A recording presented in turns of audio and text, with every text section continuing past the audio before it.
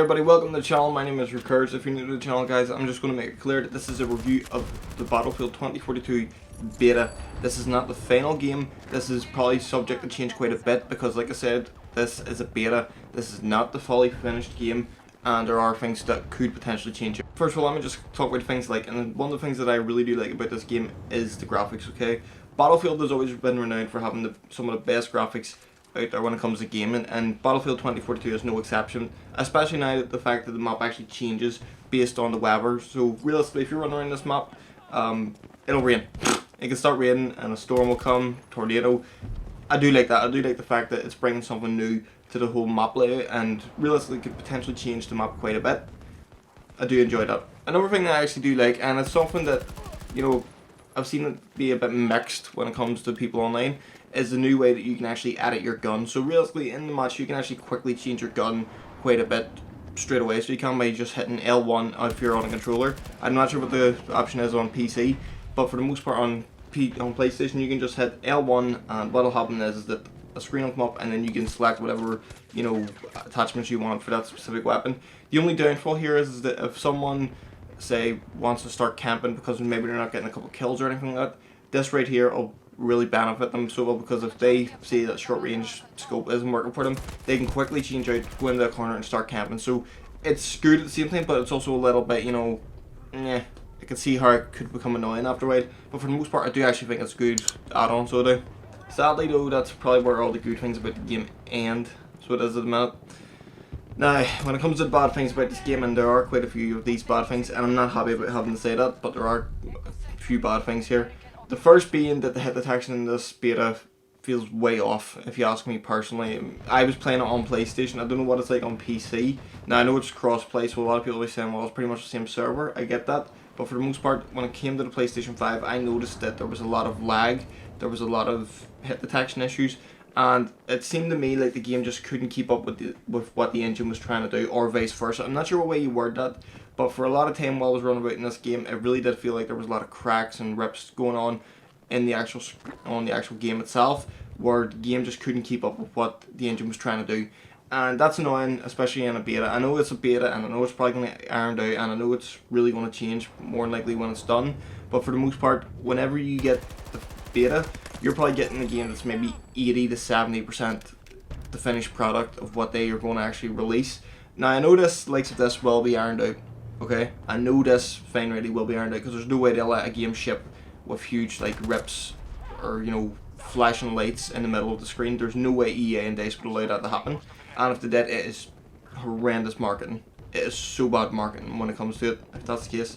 The user interface is also something I don't like, and I've seen a lot of people online complain about the user interface as well. It's not laid out well at all, so it isn't. Not so much when you're actually in the main menu searching for a match, but more so whenever you go into a match and you're actually trying to, you know, maneuver, look around, see what needs to be done, how do I do this. The user interface is not well at all, so it isn't.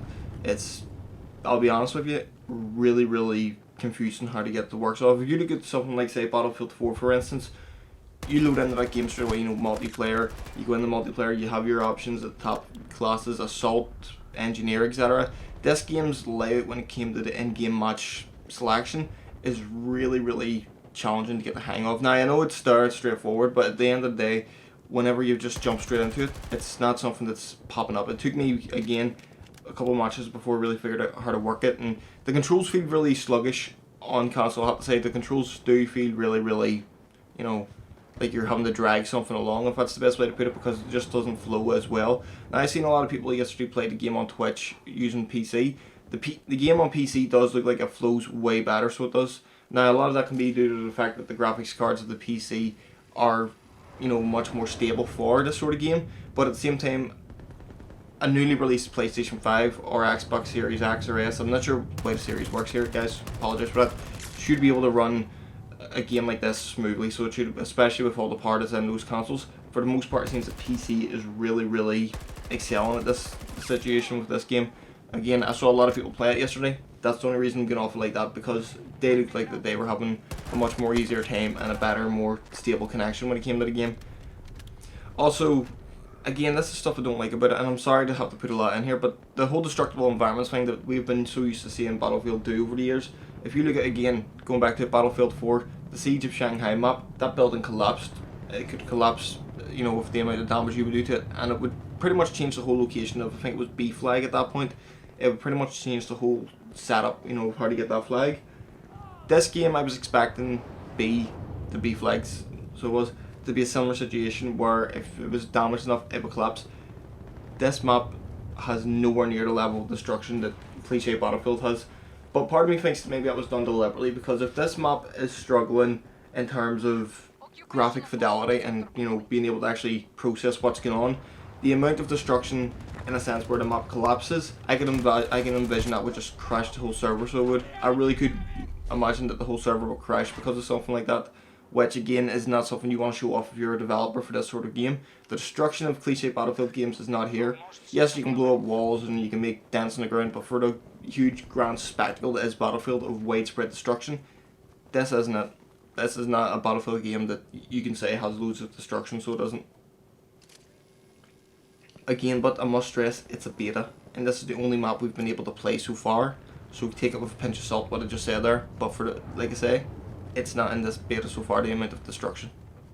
Also, the gun sounds, I mean, I get that it's a game that's meant to be more futuristic in a sense. It's 21 years into the future from this point on. This video is being recorded on the 7th of October 2021. This game is set to come out, well, it's based 21 years into the future at this point.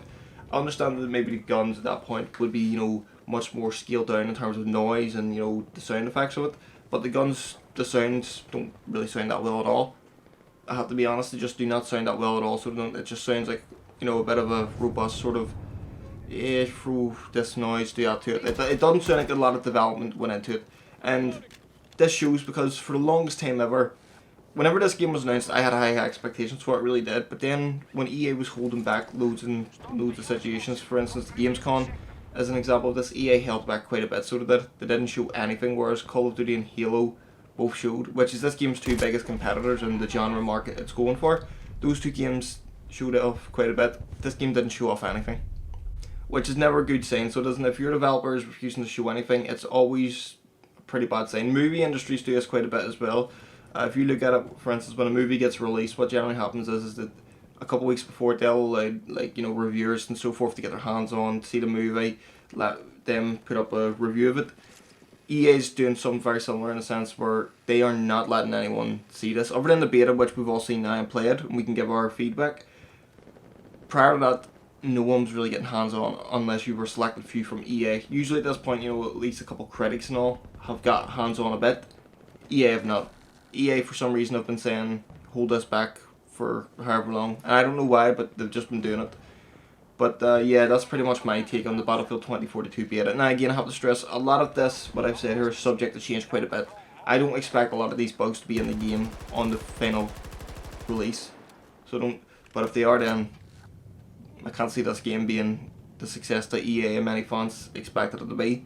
But yeah, other than that, I've been Recursive, if you agree with any of my thoughts here, please feel free to comment below. If you have other thoughts that you maybe thought the Battlefield beta wasn't good or was good, please allow them to be in the comment section below. If you like what you see here and you want to see more, please subscribe. Other than that, have a nice day. Peace out.